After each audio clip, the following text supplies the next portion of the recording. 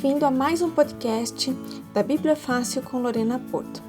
Nesse podcast nós vamos falar sobre a cidade de Hebrom. O nome Hebrom remonta a duas raízes semíticas, uma hebraica e outra de amorreus. O nome denota uma gama de significados que variam de colega, unir ou mesmo amigo. O sentido original pode ter sido uma aliança, possivelmente com os hititas que viviam em Canaã. O termo árabe deriva do Alcorão para Abraão, ou Khalil al-Rahman, que significa literalmente amigo de Deus. Assim, o árabe al-Khalil traduz com precisão o antigo topônimo hebraico para Hebrom. Nos atuais comentários, seu nome significa aliança, confederação, comunidade. Seu nome antigo é Kiriat Arba.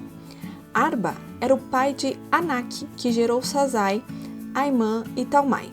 Kiriat Arba refere-se a Tetrápolis, cidade dos quatro, isto é, as quatro cidades confederadas dos Anaquins, das quais Arba vinha a ser a maior.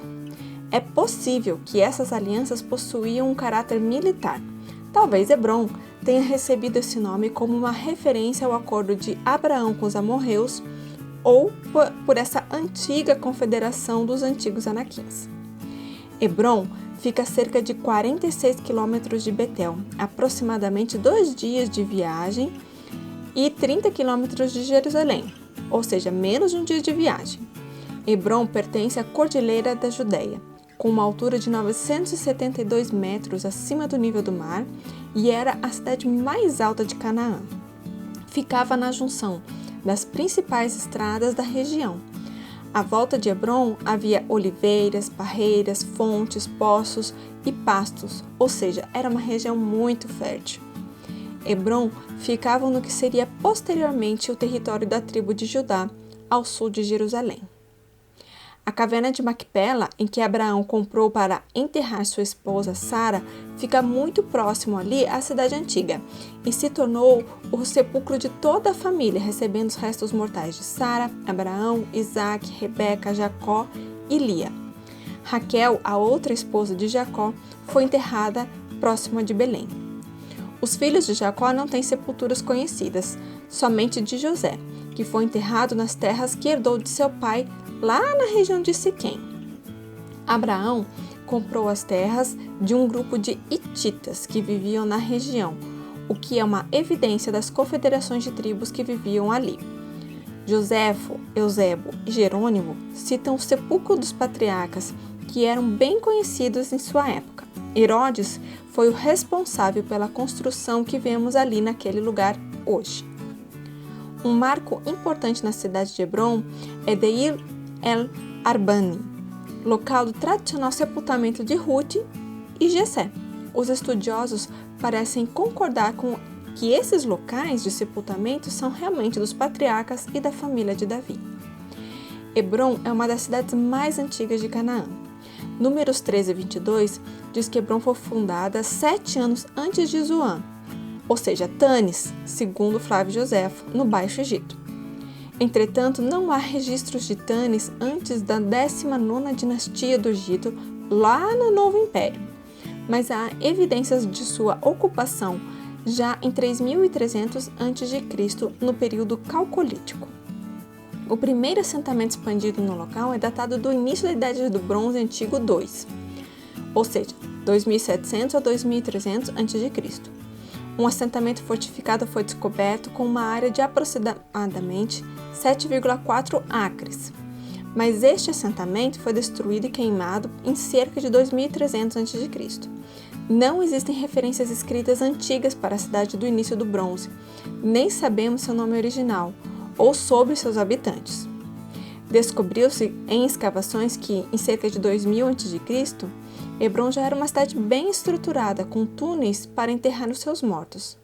Esses túneis eles foram limpos e transformados em cisternas na época lá dos hebreus. Nas escavações realizadas na década de 60, descobriu-se que a cidade estava cercada por uma enorme muralha de pedra e uma galeria externa que sustentava a muralha. Essas impressionantes fortificações enfatizam a importância da cidade durante esse período. Outra evidência da estrutura da cidade é uma tabuinha com escrita cuneiforme descoberta no local que atesta um sistema independente de governança que mantinha relações comerciais com os reinos vizinhos.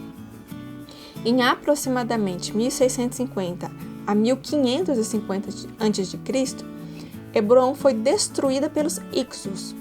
Foram encontrados esqueletos de homens e crianças. As mulheres provavelmente foram levadas como escravos. Pensava-se até recentemente que no período arqueológico da Idade do Bronze Tardio, que vai de 1600 a 1200 a.C., não havia evidências de ocupação, mas foram encontrados restos da ocupação em 6 áreas diferentes da cidade. Hebron era de fato uma cidade ativa durante o final da Idade do Bronze Tardio. Em alguns casos, foi determinado que casas construídas na Idade do Bronze Médio, ou seja, de 2000 a 1600 a.C., continuaram a ser usadas no final da Idade do Bronze, como mostra a cerâmica encontrada. Durante o período da conquista de Israel, 12 espias foram enviados para analisar a terra. Um dos locais explorados foi a região de Hebron, em que foi relatada a presença de anaquins na região. Sob o comando de Caleb e seu clã, a cidade foi conquistada e os gigantes foram expulsos e mortos. Logo depois, a cidade tornou-se uma cidade de refúgio, instituída como um lugar para onde o homicida poderia fugir até seu caso ser analisado pelos anciãos da nação ou mesmo até o sumo sacerdote morrer. A cultura material em Hebron, durante a Idade do Ferro I, que vai de 1200 a 1000 a.C., foi semelhante a outros locais no país, identificados com os primeiros israelitas. A cerâmica inclui fragmentos de jarros de aro e de colarinho que são frequentemente associados a esses primeiros israelitas. O início do reinado de Davi é geralmente datado ali de perto de 1000 a.C., no ponto de transição da Idade do Ferro I para a Idade do Ferro II. Nessa época, Hebron não era apenas murada e ocupava sua própria população, mas parecia estar sempre crescendo. Depois de Saul morrer, Davi não assumiu o trono imediatamente.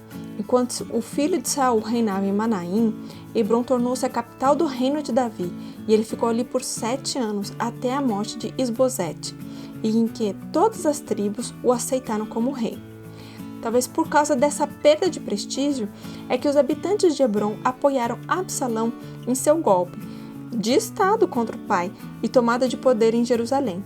Foi desenterrada uma casa nesse período da monarquia, e mais tarde a cidade foi fortificada por Roboão. Senaqueribe conquistou parte de Canaã em 701 a.C., mas foi incapaz de capturar Jerusalém. O rei da Síria se gabava de ter destruído 46 cidades muradas em Judá, e certamente Hebron era uma delas. Seus cidadãos faziam parte dos mais de 200.000 judeus deportados que Senaqueribe afirmou ter levado para o norte da Mesopotâmia, ali para a Síria. Hebron renasceu no final do século 7 a.C., mas foi novamente destruída pelas forças babilônicas em 589 a.C. por Nabucodonosor. A muralha da cidade, com 1.100 anos de idade, foi aberta e derrubada. Depois do retorno do cativeiro da Babilônia, Hebron foi reconstruída. Posteriormente, os idumeus, descendentes de Edom, que era Esaú, apossaram-se da cidade, mas perderam o controle para os judeus durante o período da revolta dos Macabeus. No período romano, na mesma época da destruição de Jerusalém, Simão Bar Giora ocupou a cidade até que foi atacada e incendiada pelos romanos. Durante as cruzadas, a população diminuiu muito, mas refloresceu sobre os muçulmanos, em que foi encontrado restos de um palácio residencial islâmico, e por baixo do pátio, os arqueólogos encontraram restos da ocupação romana. Saladino conquistou a cidade quando caiu na mesma época em que Jerusalém também caiu em suas mãos, ou seja, 1187 d.C. Nas mãos dos muçulmanos, Hebron recebeu um novo nome, El-Khalil, amigo de Deus, e foi considerado sagrado por ser o local do sepultamento do patriarca Abraão, pai de Ismael, ancestral dos árabes. A tradição árabe também afirma que o profeta Maomé passou por ali em sua viagem noturna pelos céus. Por causa das cruzadas, um bispado cristão foi instituído na cidade em 1168 d.C., mas voltou ao controle árabe não muito tempo depois. Desde o século 17 d.C., Hebrom é um centro importante da Cabala. Infelizmente, os cristãos têm grande dificuldade de acessar os locais sagrados. Na maioria, é controlado por muçulmanos e em alguns lugares por judeus, mas nenhum por cristãos. Daí a sua dificuldade. Se você gostou desse podcast, se inscreva no canal, acione o sininho para sempre receber as novidades. Até a próxima!